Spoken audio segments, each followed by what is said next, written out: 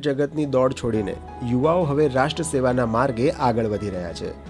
Engineering અને ટેકનોલોજીના ગઢ તરીકે ઓળખાતી ગુજરાતની પ્રતિષ્ઠિત એલડી એન્જિનિયરિંગ કોલેજના 15 ઉત્કૃષ્ટ વિદ્યાર્થીઓએ 2022થી 2024 બેચમાં એનડીએ અને અન્ય સંરક્ષણ સેવાઓની પરીક્ષાઓ પાસ કરી છે અને દેશના સશસ્ત્ર દળોમાં અધિકારી તરીકે જોડાવા માટે તેઓ તૈયાર છે.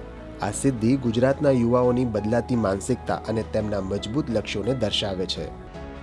વિશ્વસનીયતા અને નિશ્ચિંતતા સાથે એન્જિનિયરિંગ અને સંરક્ષણ દળ, આ બે ક્ષેત્રોનો સંગમ આજે સમગ્ર દેશમાં વધુ પ્રભાવશાળી બની રહ્યો છે.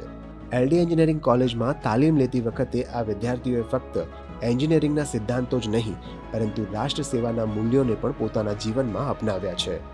પ્રોફેસર ડોક્ટર ચૈતન્ય સંઘવીના માર્ગદર્શન હેઠળ આ વિદ્યાર્થીઓએ નવા લક્ષ્યો તથા પોતાના જીવનને આગળ ધપાવ્યું છે. સૈન્યના વરિષ્ઠ અધિકારીઓ પણ માને છે કે એન્જિનિયરિંગના જ્ઞાન સાથે જ્યારે દેશ સેવાની ભાવના ઉમેરાય ત્યારે તે परिणाम अद्भुत જ આવે. हमने अभी अपना बी सर्टिफिकेट खत्म किया है और हम अब सी के लिए अप्लाई करेंगे. हमारे बहुत सारे seniors LD college of engineering से रिसेंटली आर्म फोर्सेस को ज्वाइन किया है. तीनों विंग ज्वाइन किए हैं, आर्मी, नेवी एंड एयरफोर्स. उन्होंने हमें बहुत मोटिवेट किया है, हम उनसे मोटिवेटेड हैं. हमारी यूनिट हमें हर तरीके से सपोर्ट कर रही है.